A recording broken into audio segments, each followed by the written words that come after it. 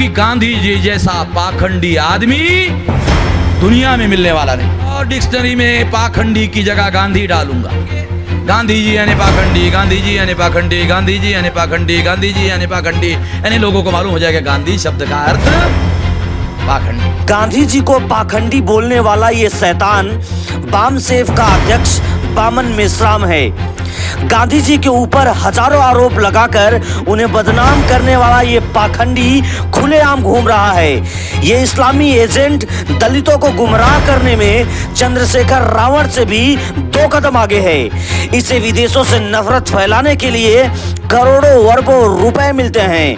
Video में साफ तौर पर देखा जा सकता है कि इसकी भाषा कालीचरण महाराज से भी खतरनाक है। फिर सवाल ये है कि ये कट्टरपंथी खुलेआम कैसे घूम रहा है और कालीचरण महाराज को जेल में डाल दिया गया है। क्या न्याय का पैमाना अब बस भगवा देखकर तय किया जाएगा?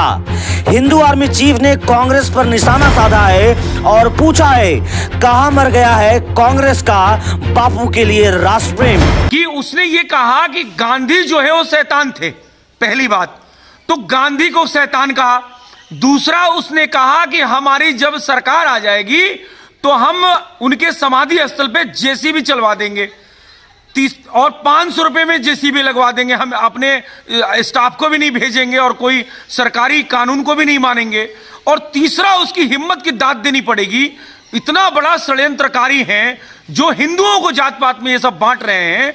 ये बामन मेश्राम हो या चंद्रशेखर रावण हो, फिलहाल बामन मेश्राम को जेल में डालने की बात हिंदू आर्मी कर रही है। उसकी पुराना वक्तव्य है, बामन मेश्राम का पुराना वक्तव्य है। लेकिन मैं ये समझता हूं कि उससे क्यों नहीं ये जो तथाकथित इस्लामिक सरकारें हैं जो प्रदेश में, चाहे छत्तीसगढ़ हो, केरला हो, पश्चिम बंगाल हो, तो क्यों नहीं बामन मेश्राम जैसे अपराधी को गिरफ्तार कर रही हैं। बामन मेश्राम ने समाधि पे जेसीबी चलाने की बात करी है, महात्मा गांधी के जेसीबी समाधि स्थल पे जेसीबी चलाने की बात करी है।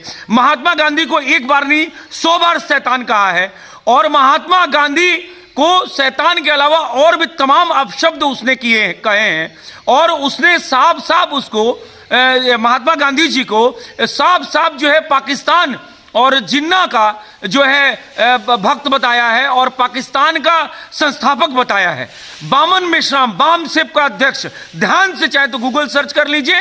बामसेफ एक पार्टी है जो वामपंथ से निकली है। तो बामसेफ का अध्यक्ष बामन मेश्राम जो हमें हिंदुओं को जात पात में बांटता है, वो बामन मेश्राम जो है जहर फैला रहा है। और बामन मेश्राम जैसे लोग इस देश को, इस राष्ट्र को पूरी तरीके से दीमक की तरह खा रहे हैं। मैं समझता हूं कि अभी चंद्रशेखर रावण को कुछ घंटों के लिए अरेस्ट किया गया है, क्यों नहीं चंद्रशेखर रावण को भी आजीवन कारावास हो जाए और इस पे जो है राष्ट्र द्रोह का केस चलना चाहिए जो जात पात में हमें बांटते हैं।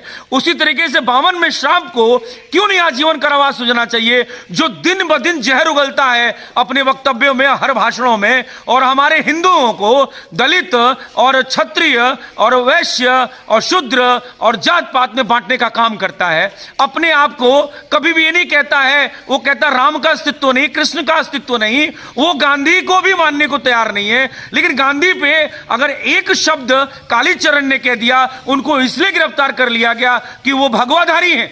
तो ये सवाल मैं पूरे भारतवर्ष के उन तथाकथित जो राष्ट्र सेकुलर लोग हैं या जो सिस्टम में बैठे लोग हैं उनसे पूछना चाहता हूं कि सिर्फ भगवाधारी को ही क्यों अरेस्ट किया जा रहा है। बामन मेश्राम अगर गाली दे रहा है, बामन मेश्राम शैतान कह रहा है, उनके समाधि पे बुलडोजर चलाने की बात कर रहा है, जेसीबी चलाने की बात कर रहा है, राक्षस की बात कर रहा है, गाली गलौज कर रहा है।